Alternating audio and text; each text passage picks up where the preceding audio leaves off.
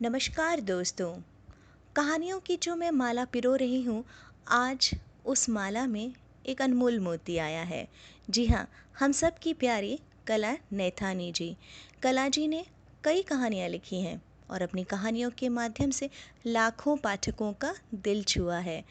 उनकी लिखी हुई एक कहानी आज आपके सामने पेश करने वाली हूँ। कहानी कुछ खास है क्योंकि इस कहानी को 2.4 मिलियन व्यूज़, 559 कमेंट्स, 65 लोगों से भी ज़्यादा लोगों ने इस कहानी पर अपना लाइक दिया है और इस कहानी को 1000 लोगों ने शेयर भी कर दिया है। जी हाँ, ये कहानी है बहुत ही खास।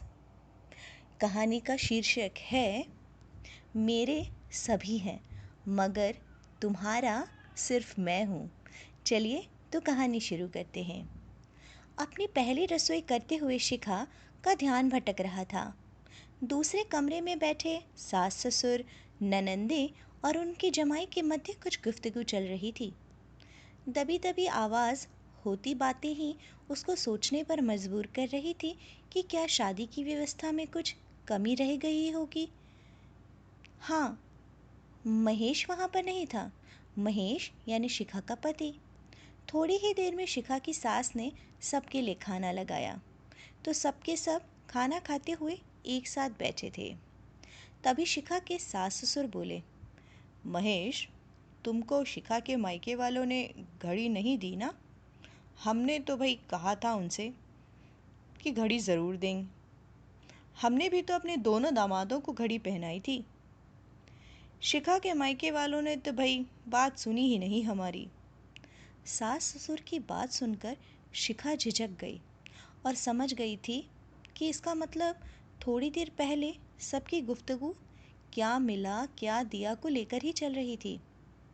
तभी महेश को कहता हुआ सुना शिखा ने, रिश्तों को यही नीयत तो खराब कर देती है मम्मी जी पापा जी, कि बहू के मायके वालों पर मनमानी थोपी जाती है लड़के वालों की तरफ से, और जब वो लोग उनकी मनमानी को दरकिनार करते हैं तो उनकी बेटी को ताने सुनाए जाने लगते हैं, जिससे बहू उस घर में अपनेपन और अपनों का एहसास जी ही नहीं पाती।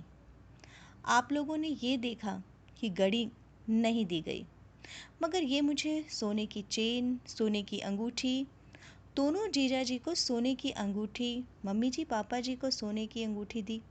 शिखा के लिए भी सोने के आभूषण बनवाए उन्होंने। क्या उनके पास नोट छापने की मशीन है जो आपकी इच्छा पूर्ति गिन गिन कर हिसाब रखते हुए पूरी करते रहते वो? मुझे घड़ी की ज़रूरत क्या, जब उन्होंने अनमोल तोहफा मुझे दे दिया शिखा के रूप में। महेश से यह सुनकर सबकी चुप्पी हो गई।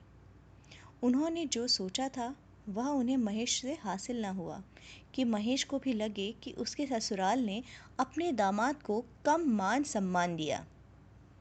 बात खत्म हुई और महेश जब फिर शिखा के सामने आया तो शिखा उस पर निढाल हुई जा रही थी और उससे बोली, एक पत्नी की मुस्कान और उसकी सुंदरता ससुराल में कुछ ही पल की होती है, जब पति का प्यार और साथ पति के दिल से कुछ ही पल के लिए हो। लेकिन जब आप जैसे पति जिंदगी भर का साथ देने का वादा करे, हर कदम में साथ हो, तो पत्नी की मुस्कान और उसकी सुंदरता हमेशा बनी रहती है। महेश ने फिर शिखा से कहा, देखो शिखा, इस घर में मेरे सभी हैं और मैं भी सबका। जब दुल्हन के रूप में पराए घर की लड़की अपने ससुराल आती है तो उसका पहला साथी उसका पति ही होता है। अगर वो भी उसके ही खिलाफ हो जाए शुरू से, तो कैसे अपनाएगी वो परिवार के बाकी सदस्यों को, जब उसे अपने पार्टनर का सहारा ही ना मिल रहा हो। बात बस यही है कि इस घर में बेशक एक दिन धीरे धीरे सभी तुम्हारे अपने हो जाएंगे, लेकिन अभी शुरुआत में तो तुम्हारा सिर्फ मैं हूँ ना, तो कैसे तुमको यूं ही अकेला पड़ जाने दूँ। मैं तुम्हें अपनापन ही ना दूँ तो क्या तुमसे ये उम्मीद करना सही होगा कि तुम इस घर के सदस्यों को अपनापन दो। महेश के ये विचार जान शिखा ने दिल से महसूस किया कि महेश उसको सिर्फ एक पति के रूप में ही नहीं बल्कि एक बहुत ख़ास दोस्त के रूप में मिला है, जो विषम परिस्थिति में भी उसको कभी टूटने नहीं देगा। दोनों उम्र भर एक दूसरे का यूं ही साथ देंगे हम। ये वादा निभाने का प्रण शिखा ने अपने मन में कर लिया। दोस्तों, कला जी की ये कहानी आज मेरे भी दिल को छू गई। कितना सही लिखा है उन्होंने कि एक लड़की अपने माता पिता रिश्तेदार भाई बहन सबको छोड़कर ससुराल आती है, ये सोचकर कि वहाँ के सभी लोगों को अपना बना लेगी, लेकिन पहले दिन से ही उसके साथ परायों सा व्यवहार हो और पति भी साथ न दे तो बेचारी क्या करे। आपको ये कहानी कैसी लगी?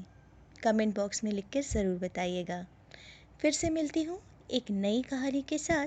तब तक खुश रहिए, एंजॉय कीजिए, बाय।